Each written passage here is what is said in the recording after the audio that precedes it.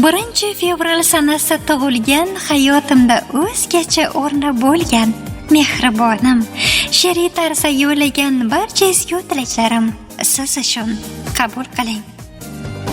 Muborak ayyomning tiniq tongiday, musaffo ranglarga to'lganda borliq, xushbo'y tabiatni yetti rangidek, osmon gardishida to'lganda yorliq.